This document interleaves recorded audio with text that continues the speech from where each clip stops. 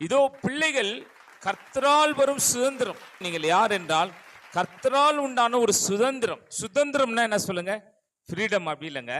சுதந்திரம்னா எனக்கு என்னெல்லாம் இருக்கிறதோ அதுக்கெல்லாம் நீங்கள் பாத்திரவான்கள், அதற்கெல்லாம் நீங்களும்னா பங்காளிகள், பயனாளிகள். ஆமென்.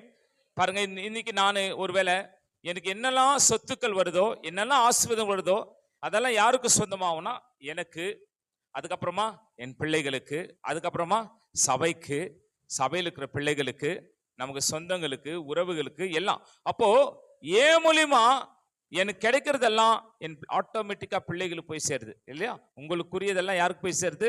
ஆட்டோமேட்டிக்கா பிள்ளைகள் போய் சேருது. நீங்க இருந்தாலும் இல்லாட்டாலும் உங்களுக்கு அப்புறமா அந்த ஆசீர்வாதங்கள் உங்களுடைய பிள்ளைகளுக்கு சார்ந்ததா இருக்கிறது. ஆனா நான் சொல்றேன், பிள்ளைகள் கர்த்தரால் உண்டான சுதந்திரம். யாரால் உண்டான சுதந்திரம்? கர்த்தர் அந்த சுதந்திரத்தை பிள்ளைகளுக்கு தந்திருக்கிறார். கர்த்தர் தான் அந்த சுதந்திரத்தை பிள்ளைகளுக்கு தந்திருக்கிறார். ஆகவே பிள்ளைகள் கர்த்தரால் உண்டான சுதந்திரம். ஆபிரகாமோடு கூட கர்த்தர் பேசுறார். பேசிட்டு என்ன சொல்றாருன்னா, நான் செய்கிற இந்த காரியத்தை குறித்து ஆபிரகாமுக்கு மறைப்பேனோ?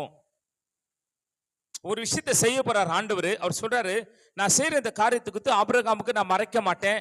ஏன் அப்படின்னு சொன்னா, அவன் என்ன செய்வானா, அவன் தன்னுடைய பிள்ளைகளுக்கும் பிள்ளைகளின் பிள்ளைகளுக்கும் அதை அவன் சொல்லுவான்.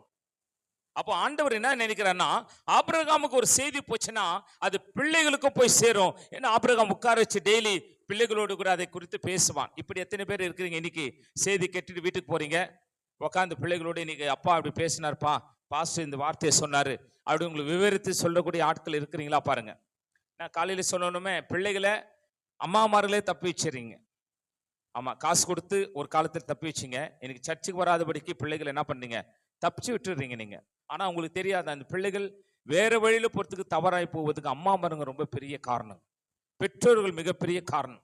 இந்த பெற்றோர்கள் கையில கர்த்தர் பிள்ளை கொடுத்திருக்காரு. இப்போ ஒரு குழந்தை கொடுத்தாரு அப்படின்னா எது கொடுக்கிறாருன்னா, அந்த குழந்தை உன்னுடையதல்ல, அந்த குழந்தை என்னுடையது. அந்த குழந்தையை நீ கொஞ்ச நாள் வளர்த்திடு, எனக்காக வளர்த்திடு. நீ இப்படி சொன்னா நல்லா புரியும் பாருங்க. ஆபிரகாமுக்கு பிள்ளை இல்லாத இருந்தது.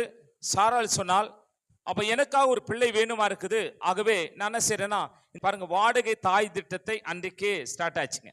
வாடகை தாய் திட்டம். சோ பிள்ளை எந்துதான், ஆனா நீ பெற்றெடுத்து கொடுக்கிற வேலை தான் அக்ரிமெண்ட், அவ்வளவுதான்.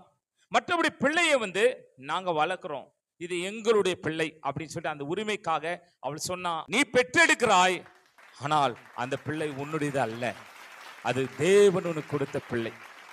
யாருக்காக வளர்க்கணும் தெரியுமா? அந்த பிள்ளைகளை உனக்காகவும் உன் குடும்பத்துக்காக வளர்க்க கூடாது, உனக்கு சம்பாரிச்சு போட வளர்க்க கூடாது, அவளை கர்த்தருக்காக வளர்க்க வேண்டும். அதுல நான் ஒரு மாதிரி